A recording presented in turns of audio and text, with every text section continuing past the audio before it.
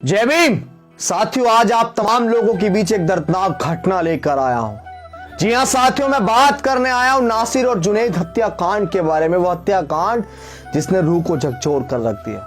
न जाने क्यों इस देश के मुसलमानों की जब बात आती है तो आरोपियों के पक्ष में पंचायतें की जाती है धर्म के नाम पर। मैं यहां कहना चाहता हूं कि मेरे भाई, धर्म का चश्मा अपनी नजरों से उतारकर इंसानियत की नजरों से नासिर और जुनैद के हत्याकांड को देखिए। किसी के घर से भी जवान लाश जब उठती होगी तो क्या दर्दनाक मंजर रहता होगा।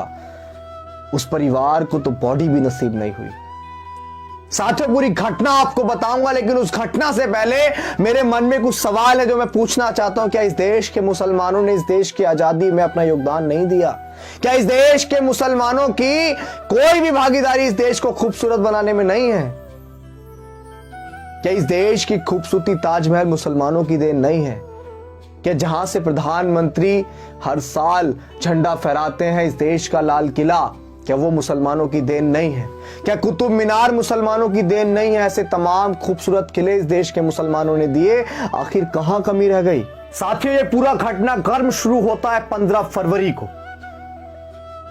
परिवार के द्वारा बताया जाता है कि 15 फरवरी को नासिर और जुनैद अपनी बुलेरो गाड़ी को लेकर घर से निकलते हैं। जब वो घर नहीं पहुंचते हैं तो जानकारी मिलती है कि 5 लोगों के द्वारा नासिर और जुनैद को अगवा कर लिया गया है। चचेरे भाई इस्माइल के द्वारा नजदीकी थाने में तहरीर दी जाती है कि नासिर और जुनैद को 5 लोगों ने, जो बजरंग दल से ताल्लुकात रखते हैं, उन लोगों ने उसको अगवा कर लिया है और अगवा करना जाने कहां ले गए हैं। पुलिस छानबीन में लग गई थी। इतने ही 16 फरवरी को इस्माइल के बीच एक अजनबी व्यक्ति के द्वारा जानकारी पहुंचती है कि नासिर और जुनैद को हरियाणा के भिवानी में राजस्थान से ले जाकर हरियाणा के भिवानी के अंदर मारा और पीटा जा रहा है। जब इस्माइल अपने तमाम साथियों के साथ हरियाणा के जिला भिवानी पहुंचते हैं तो पता लगता है स्थानीय लोगों के द्वारा कि कुछ लोग उन्हें यहां मार रहे थे, पीट रहे थे। उसके बाद गाड़ी में डालकर और आगे लेकर चले गए हैं। इस्माइल को वहां उसी जगह पर गाड़ी के शीशे टूटे फूटे मिले। अगले क्षण एक और खबर मिलती है जो रूह को झकझोर देती है, जो शर्मसार कर देती है हैवानियत को, इंसानियत को शर्मसार कर देती है।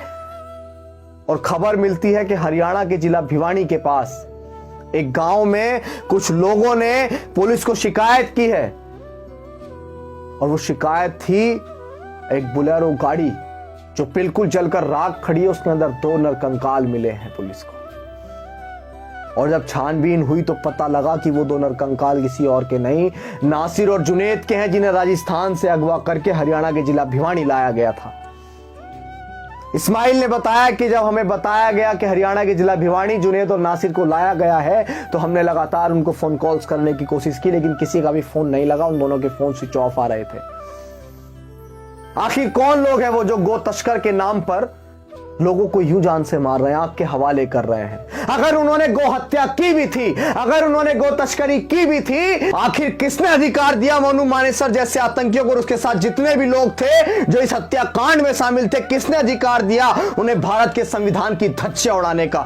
किसने अधिकार दिया उन्हें माननीय न्यायालय का अपमान करने का? किसने अधिकार दिया उन्हें कानून अपने हाथ में लेने का? अगर वो गौ तस्कर भी थे तो कौन है वो इस देश के जो उन्होंने जिंदा जलाकर मार दिया? क्या इस देश का कानून मर गया है?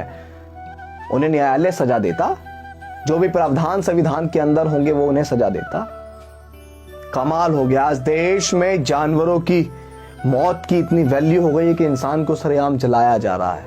मैं फिर से कहूंगा कि धर्म का चश्मा उतारकर इंसानियत की नजरों से देखिए। नासिर और जुनैद अपने घर का सहारा थे, लेकिन धर्म कहीं भी पीछा नहीं छोड़ता है।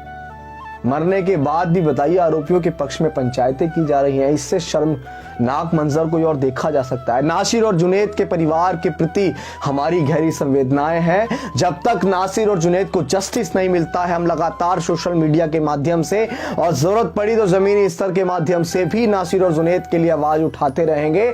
ऐसे ही आरोपियों के पक्ष में पंचायतें जब भी होती हैं, जब बात दलित समुदाय की होती है, चाहे आप इंद्र मेघवाल का मामला उठाइए, चाहे जितेंद्र मेघवाल का मामला उठाइए और चाहे आप हाथरस की बहन मनीषा वाल्मीकि का मामला उठाइए, आज आप लोगों को समझना पड़ेगा क्यों मुसलमानों से इतनी नफरत की जाती है।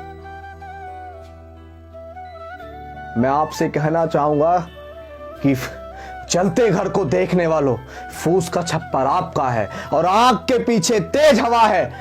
जाग जाओ, वरना अगला नंबर आपका है, वरना अगला नंबर आपका है। जस्टिस नासिर और जुनैद जो भी आरोपी हैं, मैं समझता हूं उनको कड़ी से कड़ी सजा होनी चाहिए और फांसी से छोटी तो कोई सजा उनके लिए बनी नहीं। जस्टिस नासिर और जुनैद।